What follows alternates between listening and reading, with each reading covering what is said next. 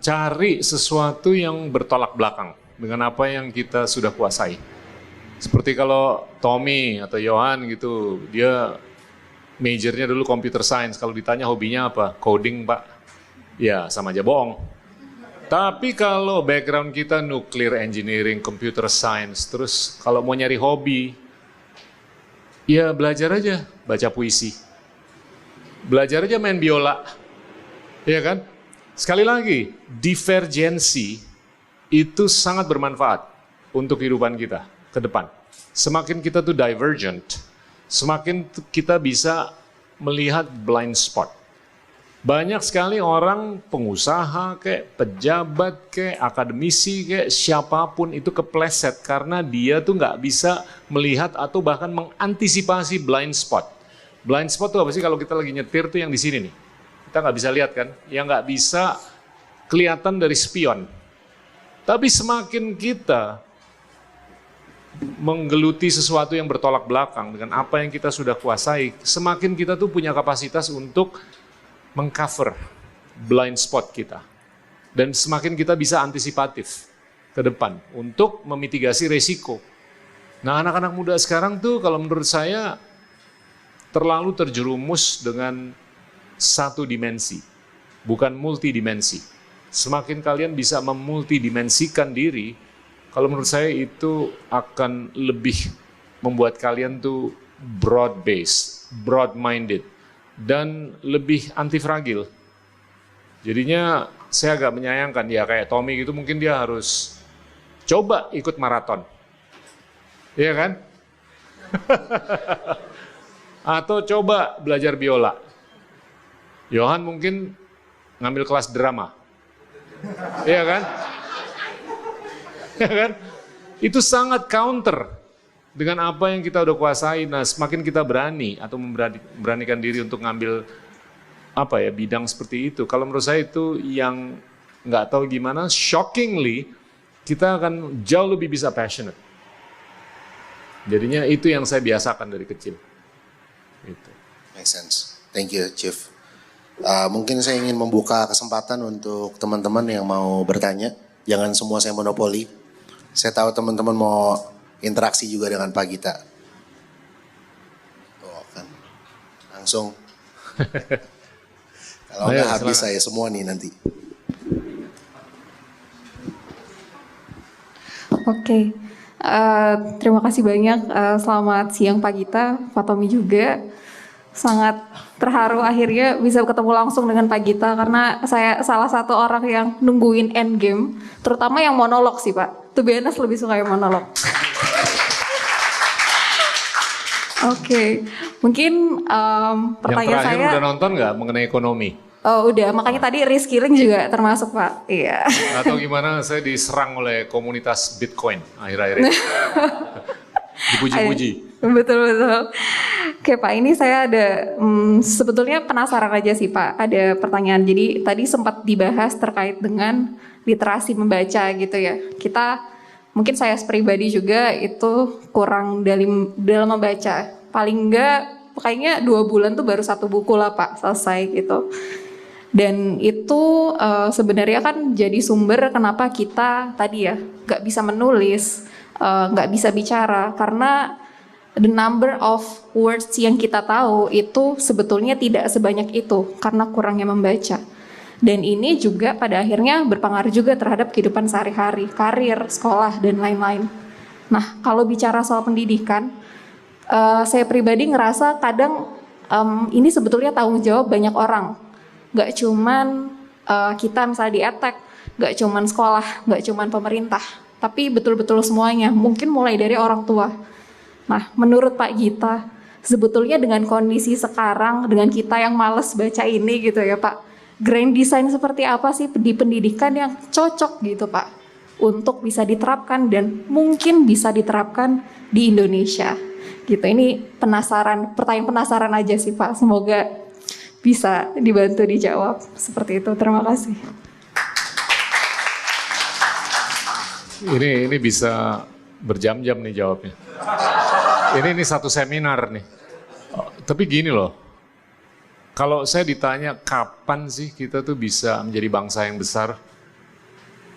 Kalau menurut saya kapanpun begitu kita bisa menunjukkan keterbukaan.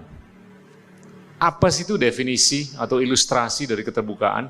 Di saat di mana pemenang Nobel yang lahir di Ukraina, tinggal di London, bisa mengambil keputusan untuk pindah ke Sumedang untuk ngajar dan berusaha.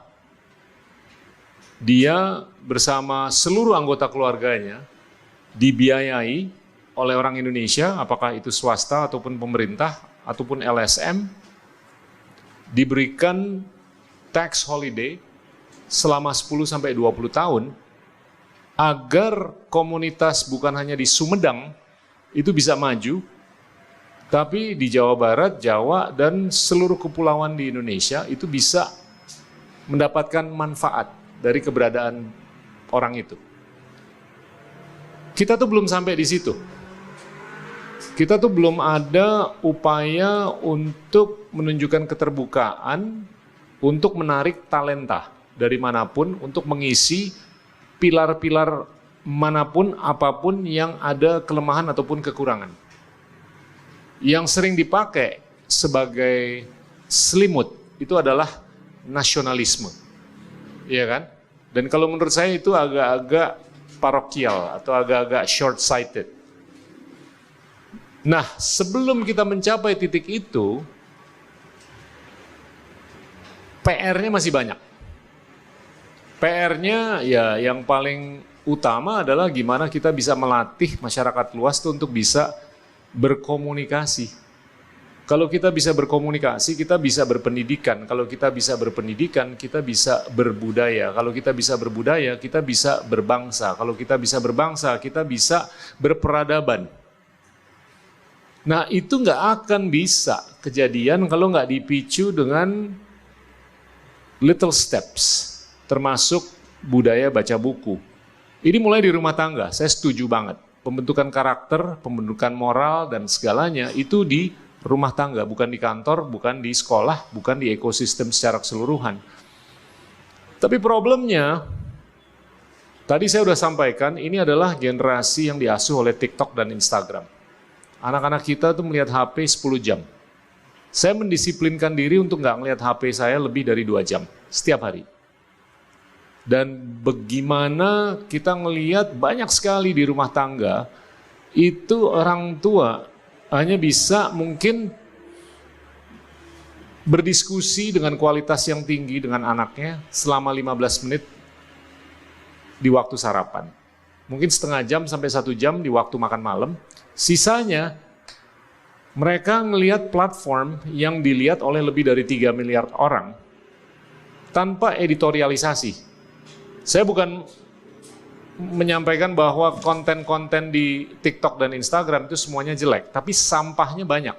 Yang bagus banyak, tapi sampahnya lebih banyak.